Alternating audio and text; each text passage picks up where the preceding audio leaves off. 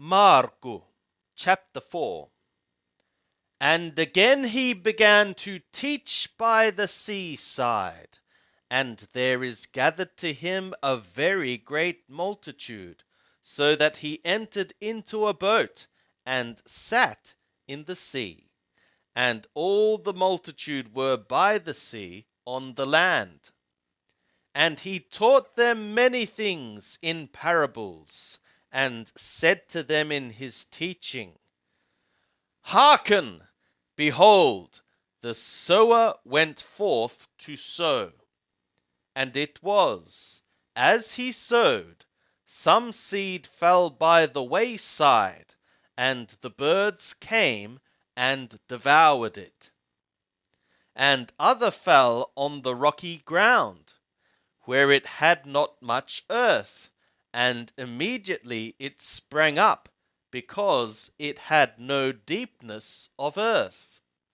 And when the sun was risen, it was scorched, and because it had no root, it withered away. And other fell among the thorns, and the thorns grew up and choked it, and it yielded no fruit.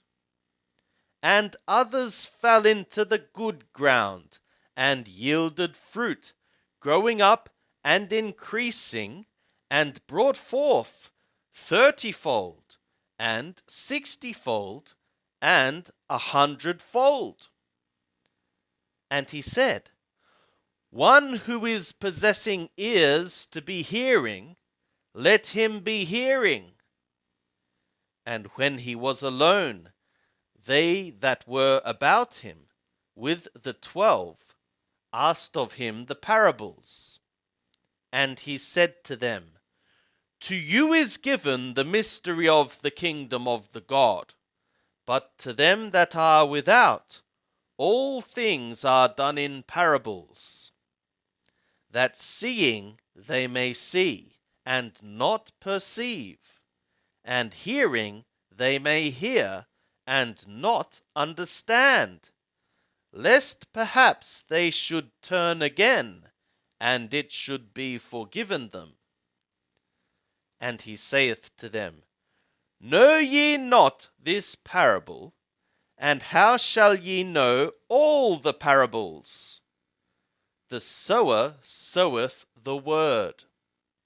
And these are they by the wayside, where the word is being sown, and when they have heard, immediately the Rationale is coming, and he is taking away the word which hath been sown in them. And these in like manner are they that are sown upon the rocky places, who, when they have heard the word, immediately receive it with joy. And they have no root in themselves, but endure for a while.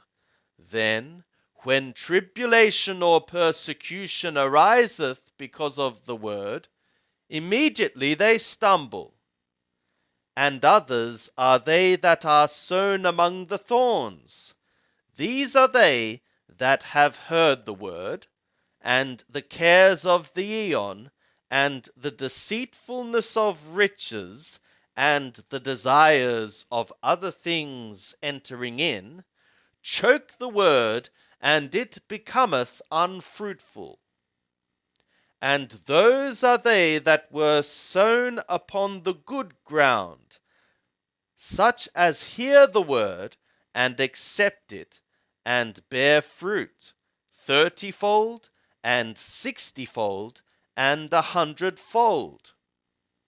And he said to them, Is the lamp brought to be put under the bushel, or under the bed, and not to be put on the stand?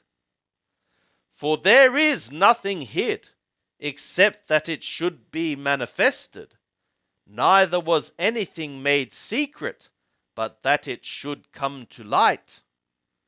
If anyone is possessing ears to be hearing, let him be hearing. And he was saying to them, Be ye taking heed what ye are hearing, with what measure ye are measuring out, it shall be measured to you, and more shall be given to you. For whoever is possessing, to him shall be given, and whoever is possessing not, even what he is possessing shall be taken away from him. And he said, So is the kingdom of the God, as if a man should cast seed upon the earth, and should sleep and rise night and day, and the seed should spring up and grow, he knoweth not how. The earth beareth fruit of herself, first the blade, then the ear, then the full grain in the ear. But when the fruit is ripe, immediately he putteth forth the sickle, because the harvest is come.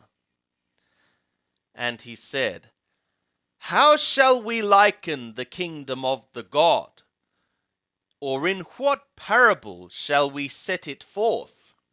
It is like a grain of mustard, which, when it is sown upon the earth, though it be less than all the seeds that are upon the earth, yet when it is sown, groweth up and becometh greater than all the food plants, and putteth out great branches, so that the birds of the sky can lodge under the shadow thereof.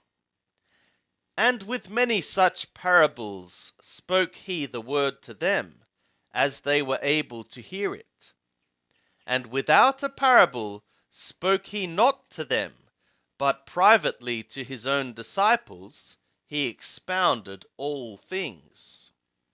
And on that day, when even was come, he saith to them, Let us go over to the other side.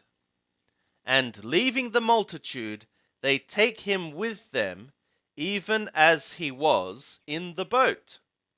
And the other boats were with him. And there ariseth a great storm of wind, and the waves beat into the boat, insomuch that the boat was now filling. And he himself was in the stern, asleep on the cushion. And they awake him, and say to him, Teacher, carest thou not that we perish? And he awoke, and rebuked the wind, and said to the sea, Be thou being silent, be thou having become muzzled. And the wind ceased, and there was a great calm. And he said to them, Why are ye fearful? Have ye not yet faith? And they feared exceedingly, and said one to another, Who then is this, that even the wind and the sea obey him?